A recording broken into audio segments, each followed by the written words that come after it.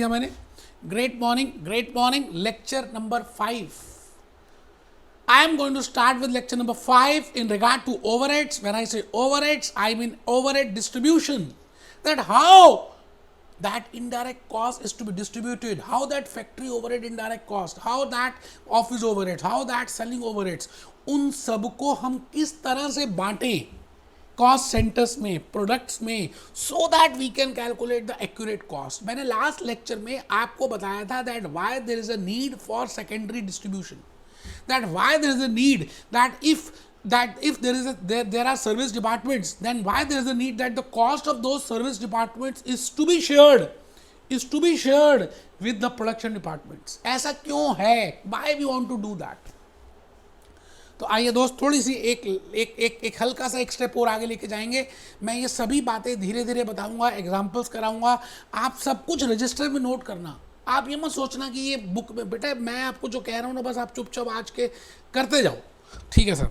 बड़ी प्यारी सी कोटेशन लिखी है जी मैंने, action speaks louder than words. हम जो कहते हैं अगर उससे आधा भी कर देना तो लाइफ में सक्सेस अचीव हो जाएगी। बोलते बहुत कुछ हैं, करते कम है। तो action speaks louder than words, action speaks louder than words. आइए हम सब अपने टेबल चेयर में बैठ के आज का ये लेक्चर देखेंगे। बेटे कमर बिल्कुल सीधी होनी चाहिए आपकी, इरादे बुलंद होने चाहिए, लाइफ में कुछ पाने की इच्छा होनी चाहिए, गोइंग कंसर्न कंसेप्ट। प्रॉब्लम्स आएंगी, इश्यूज आएंगे, छोटी छोटी बातें आएंगी, बड़ी बड़ी भी आएंगी, बट आपको अपना ऑब्जेक्टिव भूलना नहीं है। वीर तुम बड़े चलो, वीर तुम बड़े चलो, मुश्किलों का सामना वीर तुम किए चलो, वीर तुम किए चलो। आइए जी, इन सभी बातों के साथ दोस्तों ये जो ओवरहेड्स है, you know we are doing overheads as a unit, overhead distribution. My objective is overhead distribution. In the last lecture मैंने थोड़ा सा आपको एब्जॉर्प्शन के बारे में बताया था। ये देखिए जी, 4 बातें आपको पता होनी चाहिए। What I mean by production departments, what I mean by service department, what I mean by operating department, what I mean by support departments, एक ही बात है। Then what I mean by allocation, what I mean by apportionment, how allocation and apportionment are different, how allocation and apportionment are different, ठीक है जी। And what I mean by primary distribution, what I mean by secondary distribution, and why there is a requirement of secondary distribution, secondary distribution करने की ज़रूरत क्यों पड़ती है। अच्छा, उसको करने के लिए तभी तो आप एक्यूरेट कॉस्ट निकाल पाएंगे और तभी आप एक्यूरेट डिसीजंस ले पाएंगे। बट सेकेंडरी डिस्ट्रीब्यूशन को करने के लिए हमें 3 मेथड्स का यूज़ करना पड़ेगा। मैंने लास्ट लेक्चर में बताया था। और उसके बाद हम क्या करते हैं, जब हमारे पास प्रोडक्शन डिपार्टमेंट्स की कॉस्ट आ जाती है, उनकी अपनी और शेयर डिपार्टमेंट्स की, उसको हम एब्जॉर्ब करते हैं कॉस्ट सेंटर्स में या प्रोडक्ट्स में। एब्जॉर्प्शन का भी लॉजिकली बताया। वैसे एब्जॉर्प्शन मैंने आने वाले लेक्चर्स में आपको प्यार से बताना है, ठीक है सर। आगे चलिए बेटे, मैं भूपेश आनंद 1 मिनट लगाकर आपको रिवीजन कराऊंगा। आपको मैंने लास्ट लेक्चर में प्राइमरी डिस्ट्रीब्यूशन और सेकेंडरी डिस्ट्रीब्यूशन बताया था।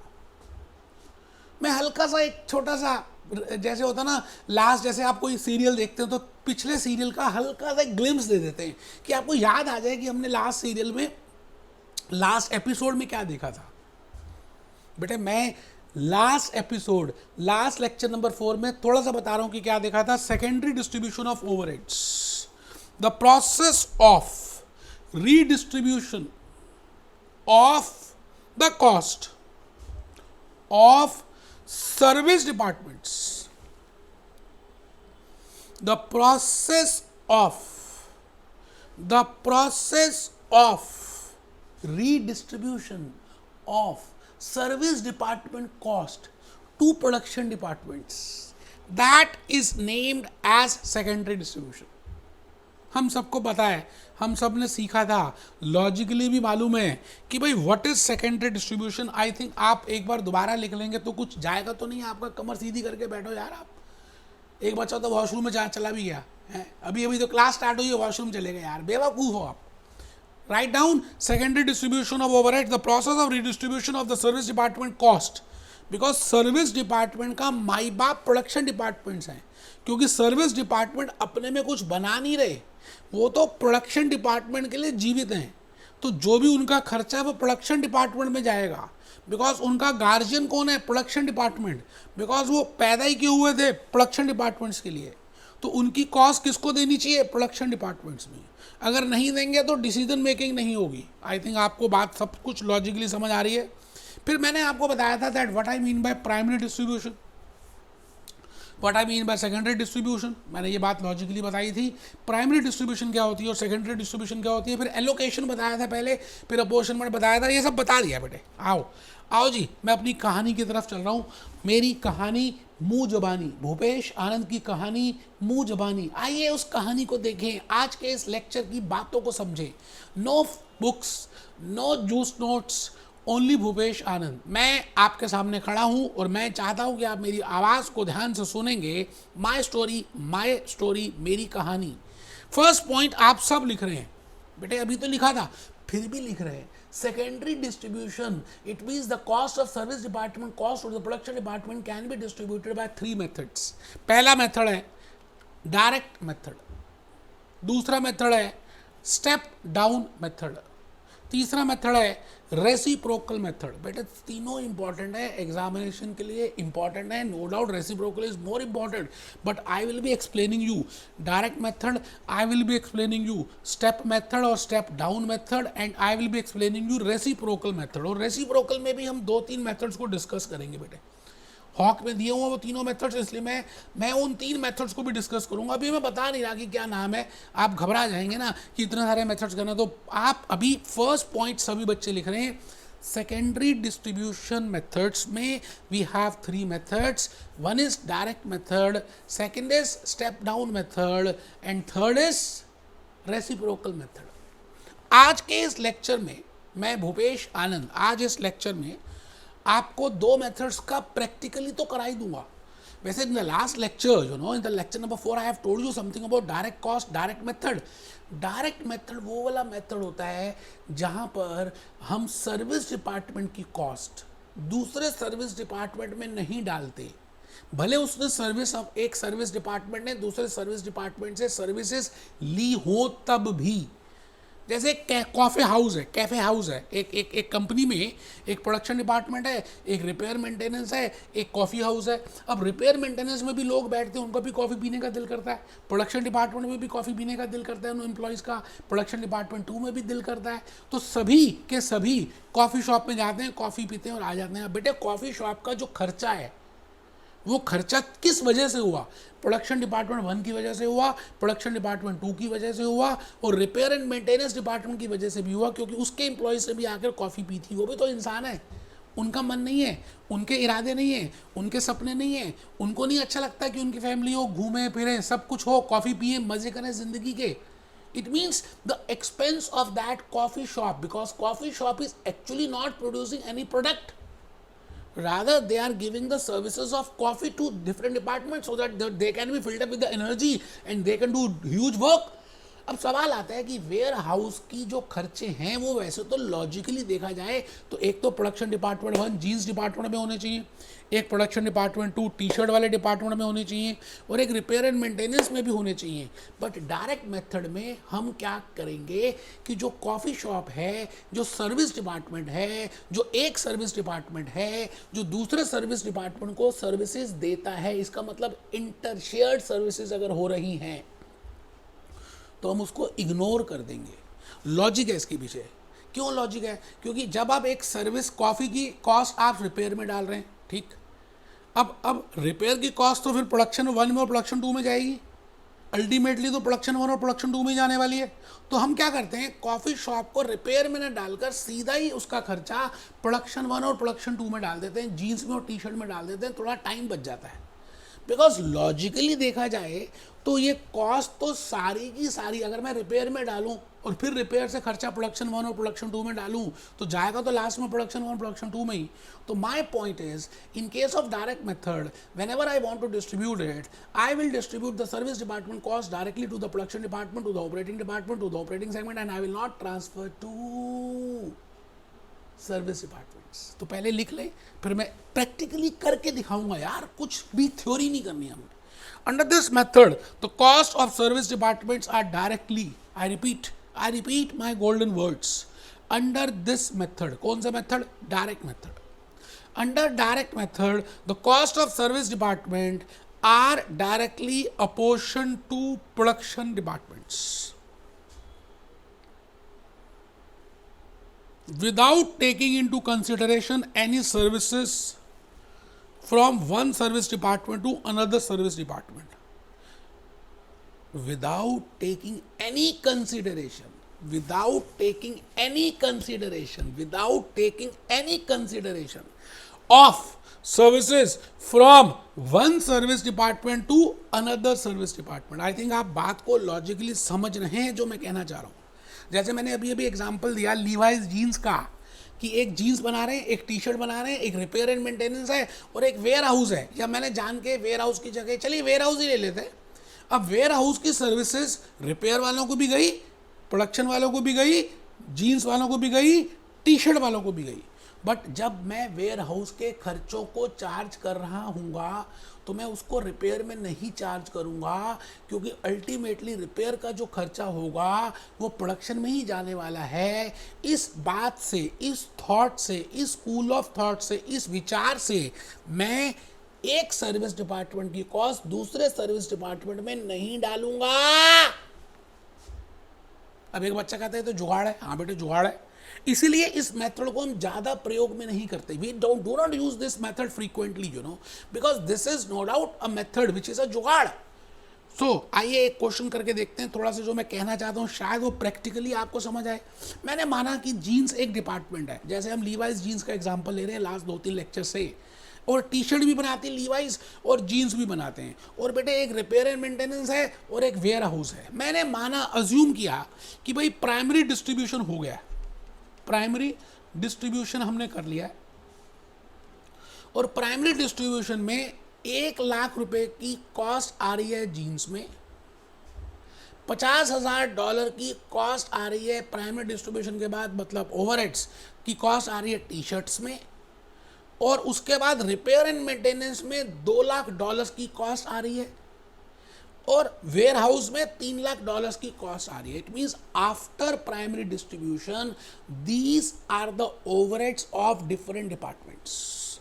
But my point is I want to find out after secondary distribution how much is the overheads of jeans and of t-shirts. And I can do secondary distribution by 3 methods. One is the direct method, second is the step down method, and the third is the reciprocal method. So as per direct method I will not supposingly मैंने नीचे लिखा repair and maintenance department has given services, और repair maintenance department ने jeans वाले को 50% services दी, T shirt department को 40% services दी, और 10% सर्विसेज वेयर हाउस वालों को दी. किसने दी? रिपेयर ने. ठीक है जी. इसी तरह से वेयर हाउस सर्विस डिपार्टमेंट ने 30% सर्विसेज दी जीन्स डिपार्टमेंट को, 40% की सर्विसेज दी टी शर्ट डिपार्टमेंट को, और 30% की सर्विसेज दी रिपेयर एंड मेंटेनेंस को. इसका मतलब it is a case of shared services, it is a case of inter service departments, it is a case of when one support department has given the services to the another service department. एक support department ने दूसरे को और दूसरे ने पहले को आपस में दी. मतलब ये हुआ बेटे, मतलब ये हुआ कि रिपेयर वाले ने वेयर हाउस को दी, और वेयर हाउस वाले ने रिपेयर को दी, रिपेयर वाले ने वेयर हाउस को दी, वेयर हाउस वाले ने रिपेयर को दी. आपस में इंटर डिपार्टमेंटल सर्विसेज का काम हुआ. ठीक है सर, बहुत बढ़िया. तो अब अगर मैं डायरेक्ट मेथड लगाऊंगा तो मैं क्या करूंगा, मैं रिपेयर की जो कॉस्ट है ना बेटे, रिपेयर की कॉस्ट जो है $2 लाख, प्राइमरी डिस्ट्रीब्यूशन की $2 लाख है. मैं इस 2 लाख, वैसे देखा जाए तो 2 लाख में 1 लाख का खर्चा जीन्स में आना चाहिए, 80,000 का खर्चा टी शर्ट में आना चाहिए, और 20,000 रुपये का खर्चा वेयर हाउस में जाना चाहिए, क्योंकि repair and maintenance department is a service department, it is a support department, and they have given services of 50% to jeans, 40% to t-shirts and 10% to warehouse. बेटे मैं डायरेक्ट मेथड अगर फॉलो करूंगा तो repair की कॉस्ट वेयर हाउस में डालूंगा ही नहीं. फिर मैं क्या करूंगा, इस 2 लाख रुपए, ये जो 2 लाख रुपए है, इसको, इस 2 लाख रुपीस को मैं जीन्स में और टी शर्ट में ही खाली चार्ज करूंगा. I will only charge in jeans and in T shirt, and in the ratio of 5:4. मतलब आप कैलकुलेटर बाहर अगर निकाल लें तो बेटे 2 लाख रुपए का ये खर्चा आ गया, 2 लाख का डिवाइडेड बाय 9 ये आ गया जी 22,222 इंटू 5 ये आ गया जी 1,11,111। तो मैं क्या करूँगा, जब मैं उसकी कॉस्ट डालने लगूंगा तो $1,11,111 रिपेयर मेंटेनेंस की सर्विस डिपार्टमेंट की कॉस्ट जो 2 लाख रुपए की है या $2 लाख की है, उसको 5:4 की रेशो में डिस्ट्रीब्यूट कर दूंगा। मेरी बात आप समझ रहे हैं? ठीक है जी। अब आप ये बताइए रिपेयर एंड मेंटेनेंस का टी शर्ट में कितना जाएगा?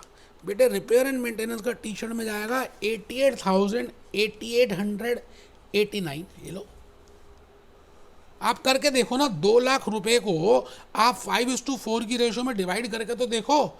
अब मैं आ गया जी 3 लाख रुपए का क्या करें, क्योंकि वेयर हाउस के खर्चे 3 लाख के हैं, तो ये 3 लाख भी कहाँ पे डिस्ट्रीब्यूट होंगे? जीन्स में और टी शर्ट्स में। No doubt warehouse has given services to repair and maintenance, but we will not charge the cost of warehouse to repair and maintenance, because एक सर्विस डिपार्टमेंट जब दूसरे को देता है तो डायरेक्ट मेथड में हम उसको इग्नोर कर देते हैं। 3 लाख को किस रेशो में करेंगे जी? हम करेंगे 3:4 की रेशो में। बेटे ये तो इग्नोर ही कर दूंगा, रिपेयर को कितनी दी? 3:4। तो आइए 3 lakhs को हम करें 3 lakhs divided by 7 into 3, that comes to बेटे ये आ रहा है 1 लाख, ये आ रहा है बेटे, ये आपके सामने ही है 1,28,571 डिवाइडेड बाय 3 इंटू 4, ये आ गया जी 1,71,429। आराम से मैंने अप्रॉक्सीमेट किया है, मुश्किल नहीं है यार। वो तो आप खुद खड़ के आप लेट के पढ़ रहे हो ना, आप कैलकुलेटर रखते नहीं अपने पास, अपने आप को समझते पता नहीं क्या मोबाइल से कैलकुलेशन कर रहे हो। मोबाइल तो अलाउड ही नहीं है बेटे। थोड़ा सा स्टेप्स एक्टिविटीज करनी पड़ेंगी यार, तभी तो एनर्जी आएगी, और एनर्जी आएगी तभी कर पाएंगे। तो आई थिंक आप डायरेक्ट मेथड को समझ चुके हैं। तो मैं आपसे ये कह रहा हूँ कि मैं अगर यहाँ पर देखूँ 1 लाख प्लस 1,11,111 प्लस 128,571, बेटे ये आ गया, ये फिगर आ गई, ये मटका आ गया बेटे। ये मटका कितना आ गया बेटे? 3,39,682। It means the total overheads incurred in the jeans department after primary distribution and after secondary distribution is 3,39,682। अब हम इसको क्या करेंगे, इसी डिपार्टमेंट में जितनी भी जीन्स बनी है उसके ऊपर हम इसको एब्जॉर्ब कर देंगे, खींच के उसके ऊपर डाल देंगे। ठीक है जी। इसी तरह से अगर आप टी शर्ट डिपार्टमेंट को देखें तो मैं आपके लिए दोबारा से करके दिखा सकता हूँ। 50,000 प्लस 88,889 प्लस 171,427, बेटे ये आ गया, ये आपके सामने इस मटके की फिगर आ गई 3,10,316। आराम से मैं भूपेश आनंद आपके सामने इस समय सेकेंडरी डिस्ट्रीब्यूशन कर रहा हूं, and that too in the direct method. मैं आ गया जी नेक्स्ट मेथड की तरफ, जिसका नाम है स्टेप मेथड कह दें, या स्टेयर मेथड कह दें, या स्टेप डाउन मेथड कह दें। एक ही बात है बेटे, भगवान कृष्ण के बड़े सारे नाम थे, आप जिस मर्जी नाम से बुला लो। स्टेप मेथड और स्टेप डाउन मेथड और स्टेप कुछ भी बेटे, ये नेक्स्ट मेथड है सेकेंडरी डिस्ट्रीब्यूशन का। एक बच्चा पूछ रहा है जी पेपर में कौन सा मेथड करना है, आपको बताया जाएगा कौन सा मेथड करना है। अभी आप उस बात की टेंशन ना लें, पहले ये तो देख लें कि इस मेथड में करते क्या है, ये क्या करना है, वो क्या करना है, थप्पड़ मारो खींच के। अभी पहले सुन तो लो स्टेप मेथड है क्या, पेपर में क्या करना है, वो क्या करना है। स्टेप मेथड मीन्स हम यहाँ पर क्या करने वाले हैं, थोड़ा सा हट के करेंगे डायरेक्ट मेथड से। बेटे स्टेप मेथड में जैसे मैं कहता हूँ कि 2 डिपार्टमेंट थे हमारे सर्विस के, रिपेयर मेंटेनेंस और वेयर हाउस। अच्छा, रिपेयर मेंटेनेंस और वेयर हाउस मान लेते हैं, मैं आपके लिए छोटी सी बात समझाने के लिए कर रहा हूँ कि भाई एक तो था जीन्स, एक था टी शर्ट, और ये है बेटे रिपेयर एंड मेंटेनेंस, और ये है वेयर हाउस। ठीक है जी। अब हम ये देख रहे हैं, अब हम ये चेक कर रहे हैं कि रिपेयर मेंटेनेंस ने कितनी सर्विसेज दी वेयर हाउस को। मान लेते हैं 20% सर्विसेज दी। और वेयर हाउस ने कितनी सर्विसेज दी, रिपेयर एंड मेंटेनेंस को मान लेते हैं 30% सर्विसेज दी, मतलब बाकी तो दी जीन्स में और उसमें तो दी। इट मीन्स अगर आप ध्यान से देखें तो रिपेयर मेंटेनेंस ने अपनी 20% सर्विसेज दी, लेकिन उसने 30% सर्विसेज ले ली। मेरी बात आप समझ रहे हैं? मैं आपसे क्या कह रहा हूं, मैं आपसे ये कह रहा हूं, चलिए पहले एक बार थोड़ा सा लिख लेते हैं, फिर आपको थोड़ा सा ज्यादा आएगा। Cost of most serviceable department is first apportion to other service departments. अब एक बच्चा कहता मोस्ट सर्विसेबल डिपार्टमेंट, बेटा उसी के तो एग्जांपल बताया था, आप सुनते तो हो नहीं। मैंने कहा जी जिसको ज्यादा सर्विसेज मिली, जैसे मैं यहां पर ये कह रहा हूं रिपेयर एंड मेंटेनेंस ने वेयर हाउस से 30% सर्विसेज ली और वेयर हाउस ने रिपेयर मेंटेनेंस से 20% सर्विसेज ली, तो ज्यादा सर्विसेज किसने ली एक दूसरे सर्विस से? रिपेयर एंड मेंटेनेंस ने ज्यादा सर्विसेज ली from warehouse. I will say repair and maintenance as the most serviceable department. तो पहले हमें पता होना चाहिए ना मोस्ट सर्विसेबल डिपार्टमेंट है क्या। आई रिपीट, भाई मैं कहता हूं मैंने आपको सर्विसेज दी, आपने मुझे दी। मैंने आपको 50% सर्विसेज दी, आपने मुझे 30% सर्विसेज दी। इसका मतलब आप जो हैं ज्यादा सर्विसेबल डिपार्टमेंट है, मैंने आपसे कम ली हैं, आपने मुझसे ज्यादा सर्विसेज ली हैं। It means you will be regarded as most serviceable department. Getting my point? अच्छा, जो मोस्ट सर्विसेबल डिपार्टमेंट होगा ना, पहले उसके कॉस्ट को हम डिस्ट्रीब्यूट करेंगे सब में, सर्विस में भी प्रोडक्शन में भी। और जो जिसने सर्विसेज कम ली होंगी फिर नेक्स्ट स्टेप उसको करेंगे, फिर जिसने सबसे और भी कम ली होंगी फिर उस सर्विस डिपार्टमेंट को करेंगे। मतलब आप यहां पर प्रायोरिटी सेट करेंगे कि कौन से सर्विस डिपार्टमेंट की कॉस्ट आपको पहले बांटनी है। मैंने कहा जो सर्विस डिपार्टमेंट सबसे ज्यादा सर्विसेज ले रहा होगा दूसरों से ज्यादा सर्विसेज ले रहा होगा, इसका मतलब उस डिपार्टमेंट का नाम होगा मोस्ट सर्विसेबल डिपार्टमेंट। उसकी कॉस्ट को पहले हम डिस्ट्रीब्यूट कर देंगे। आइए थोड़ा सा लिखते हैं बेटे, तो लॉजिकली समझ आएगा। इजी है, बड़ा बहुत इजी है यार। Cost of the most serviceable department. एक बच्चा ना लिख नहीं रहा, वो कहता है पेपर आना है नहीं, एमसीक्यू आना है। थप्पड़ मारो थप्पड़ यार, कमर सीधी करके चुपचाप लिख लो, ये नहीं आना वो नहीं आना।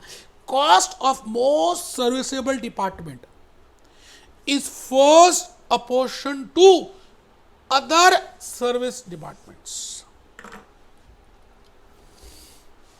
Cost of most serviceable department, जिसने सबसे ज्यादा सर्विसेज ली होंगी, जिसने, जैसे कहते हैं ना श्रीलंका की बात करें तो आजकल श्रीलंका में इमरजेंसी है क्योंकि श्रीलंका अपना कुछ प्रोड्यूस नहीं कर रही। श्रीलंका हर चीज इंपोर्ट कर रही है, एक्सपोर्ट करती है लेकिन इंपोर्ट बहुत करती है। तो मैं कहूँगा Sri Lanka is the most serviceable country, क्योंकि वो सभी कंट्री से, इंडिया से चावल ले रही है, बांग्लादेश से ये ले रही है, यूरोप से तेल ले रही है, रशिया से ये ले।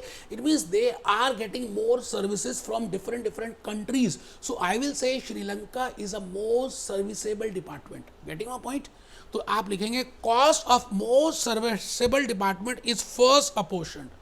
तो हम पहले श्रीलंका की कॉस्ट को, पहले उस डिपार्टमेंट की कॉस्ट को डिस्ट्रीब्यूट करेंगे जिसने सभी डिपार्टमेंट से, जिसने दूसरे सर्विस डिपार्टमेंट से ज्यादा सर्विसेज ली हैं, उसको डिस्ट्रीब्यूट किस में करेंगे? सर्विस डिपार्टमेंट्स में, प्रोडक्शंस में। ठीक है, उसके बाद क्या करेंगे? द नेक्स्ट सर्विस डिपार्टमेंट, उसके बाद जो बच जाएगा है ना, the next service department is taken up and, और फिर उसकी कॉस्ट को अपोर्शन करेंगे। अच्छा, जब हम सेकंड डिपार्टमेंट की कॉस्ट को अपोर्शन कर रहे होंगे तो जो पहले, उससे पहले वाला डिपार्टमेंट था, सर्विस डिपार्टमेंट, जिसकी जो मोस्ट सर्विसेबल था, जिसकी कॉस्ट हम ऑलरेडी डाल चुके हैं, तो सेकंड टाइम हम फिर उस पहले वाले पे नहीं डालेंगे। आई थिंक आप समझ रहे हैं, जो अभी मैं प्रैक्टिकली करके दिखाऊंगा। And this process is goes on till the cost of last serviced, till the cost of last service department is apportioned. मैं रिपीट करता हूं, मैं कहता हूं कि स्टेप मेथड है, step method, step down method, cost of most serviceable department. आप में से कुछ बच्चे नहीं लिख रहे, वो बेवकूफ हैं, मत लिखो भाई। Cost of most serviceable department is first apportion to other service departments. and production departments. The next service department is taken up and its cost is apportioned. Again, its cost is apportioned. किस में? Production में और service में. लेकिन उस वाले service जो पहले था जिसकी कॉस्ट हम मोस्ट सर्विसेबल मान चुके उससे हटा देंगे. And this process is goes on till the cost of last service department is apportion. मुझे मालूम है आपको शायद कुछ बातें कंफ्यूज हो रही हैं. बेटे भूपेश आनंद है लॉजिकली सब बातें क्लियर कर देगा यार, क्यों टेंशन लेते हो? Don't take any tension. The cost of last service department is apportioned among production departments only. So I want to tell you this with the help of a very important case study. Let there be 4 departments. Let there be 2 production departments and let there be 2 service departments. One is jeans, second is t-shirt, third is repair maintenance, fourth is warehouse. And let these are the overheads after primary distribution. Because I want to do secondary distribution. And I want to do as per step down method. I want to explain that. So I will be focusing towards step down method. तो आपको ये case study लिखनी चाहिए. अगर मैं आपकी जगह होता तो लिखता. प्राइमरी डिस्ट्रीब्यूशन के बाद $1000 की कॉस्ट आ गई मान लेते हैं जीन्स में, $500 की कॉस्ट आ गई टी शर्ट्स में, और रिपेयर मेंटेनेंस में $200 की कॉस्ट आ गई, और वेयर हाउस में $100 की कॉस्ट आ गई. The service department overheads are to be distributed. अब नीचे मैंने आपको डिस्ट्रीब्यूशन बताई है कि जो रिपेयर एंड मेंटेनेंस है उसका माई बाप कौन है, उसने खर्चा क्यों किया है, why they have incurred expense and on हुम दे हैव इनकर्ड एक्सपेंस. तो उन्होंने कहा जी रिपेयर एंड मेंटेनेंस ने जो सर्विस डिपार्टमेंट था, जो सपोर्ट डिपार्टमेंट था, उसने 50% सर्विसेज जीन्स वाले को दी, 40% सर्विसेज टी शर्ट को दी, और वेयर हाउस को 10% दी. वेयर हाउस ने 60% जीन्स को दी, 20% टी शर्ट्स को दी, और 20% रिपेयर एंड मेंटेनेंस में दी. तो अगर आप रिपेयर एंड मेंटेनेंस और वेयर हाउस को चेक करो तो इस डिपार्टमेंट ने 10% सर्विसेज दी, लेकिन इस डिपार्टमेंट ने 20% सर्विसेज ली. तो मैं कहूँगा most serviceable department is repair and maintenance, क्योंकि उसने सर्विसेज ज़्यादा ली हैं. वेयर हाउस ने खाली 10% सर्विसेज ली, लेकिन रिपेयर मेंटेनेंस ने 20% सर्विसेज ली. तो मैं ये कहना चाहता हूं कि रिपेयर एंड मेंटेनेंस डिपार्टमेंट को ने जो 20% सर्विसेज ली is regarded as a most serviceable department. तो मैं क्या करूंगा, सबसे पहले कहानी कहां से शुरू करूंगा, रिपेयर एंड मेंटेनेंस से. इसकी कॉस्ट को डिस्ट्रीब्यूट करूंगा सभी में. अच्छा, जब रिपेयर मेंटेनेंस की कॉस्ट डिस्ट्रीब्यूट हो जाएगी तो फिर वेयर हाउस की करूंगा. अच्छा, वेयर हाउस की फिर खाली प्रोडक्शन में करेंगे. जो पहले डिपार्टमेंट की हम डिस्ट्रीब्यूट कर चुके हैं उसको मरा ही रहने देंगे, उसको जिंदा नहीं रखेंगे. ठीक है जी, प्रैक्टिकली करके देखते हैं. मैं भूपेश आनंद आज आपके सामने प्रैक्टिकली करके दिखाता हूँ कि मैं कहना क्या चाह रहा हूँ. आइए जी, आइए एक बार हम सब एक चार्ट प्रिपेयर कर लें. जीन्स का, टी शर्ट का, रिपेयर मेंटेनेंस का लाइंस ड्रॉ कर लें. ये मैंने यहाँ पर लिखा प्राइमरी डिस्ट्रीब्यूशन, फिर यहाँ पे लिखा मैंने सेकेंडरी डिस्ट्रीब्यूशन. तो यहाँ पर हम लिख रहे हैं jeans, T shirt, repair and warehouse. और ये मैंने लिखा 1500 है जी, 1500, 200 एंड $100. आराम से बेटे, कुछ जल्दी है ही नहीं बेटा. किस बात की जल्दी है यार, आराम से करेंगे. इसके बाद तो लेक्चर ही खत्म हो रहा है. जैसे ही मैंने बोला लेक्चर खत्म हो रहा है, एक बच्चा हंस पड़ा, डांस करने लग गया. बेटे 5 मिनट की बात तो रहेगी. आपने 2 मेथड्स कर भी लिए, एक डायरेक्ट मेथड कर लिया, दूसरा स्टेप डाउन मेथड कर रहे हैं. अच्छा, अब ये जो 200 है, अब आप चेक करो जी सर्विसेज किसने कितनी ली. मैं दोबारा से बता दूं, 20% इसने ली, 10% उसने ली. ठीक है जी. तो मैं आपसे ये कह रहा हूं कि इसने क्योंकि 20% ली, इसलिए रिपेयर मेंटेनेंस को हम कह रहे हैं मोस्ट सर्विसेबल डिपार्टमेंट. तो इसकी कॉस्ट पहले 200 हम डिस्ट्रीब्यूट कर देंगे. बेटे आइए जरा कैसे करेंगे, 50-40-10 की रेशो में. 50-40-10 की रेशो में. ठीक है बेटे, 50-40-10. तो 50 आ गया जी 100, 80 और 10 आ गया जी 20. आराम से आराम से चेक करो। मैंने रिपेयर का कॉस्ट बांट दिया। एक बच्चा कहता है रिपेयर का पहले क्यों बांटा, वेयर हाउस का क्यों नहीं बांटा? उसके कान पे थप्पड़ मारना है, मैंने पिछले 10 मिनट से यही तो बात बोल रहा हूं। ठीक है जी, अब हम आ गए, अगर आप वेयर हाउस को देखें तो $120 हो गई। अब वेयर हाउस ने कितनी सर्विसेज दी एक बार देख लेते हैं, किस किस को दी बेटे। 60-20-20 दी, 60-20-20 दी, 60-20-20 दी। तो मैं क्या करूंगा, ये $120 मैं रिपेयर में नहीं डालूंगा, रिपेयर का खर्चा तो डाल ही दिया ना मैंने। तो मैं 6:2 या 3:1 की रेशो में 120 को डिवाइड कर दूंगा, और फिर मैं यहां पर लिखूंगा क्या, 90 और 30।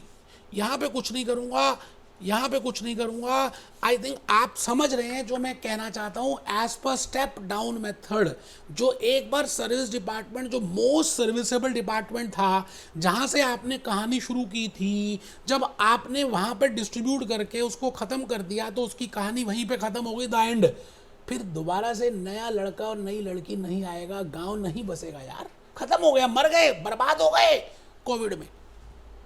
तो आपने यहां पर 1190 लिखना है और यहां पर 610 लिखना है। It means this cost, that is $1,190 is for jeans and $610 is for T shirts. This is the total overheads after secondary distribution, after primary distribution. Now this cost is to be absorbed in the cost centers or in the units produced or jeans produced or t-shirts produced. बेटे आज के इस lecture में मैंने secondary distribution को बताया। अभी 2-3 lectures और लगेंगे सेकेंडरी डिस्ट्रीब्यूशन में, क्योंकि जो थर्ड मेथड है रेसिप्रोकल मेथड, वो बड़ा इंपॉर्टेंट मेथड है, उसको बताना बड़ा जरूरी है। उसके अंदर 3 मेथड्स हैं और पेपर में वही मेथड आता है। तो हम नेक्स्ट लेक्चर नंबर 6 में उस मेथड को डिस्कस करेंगे। Be happy, be jolly, B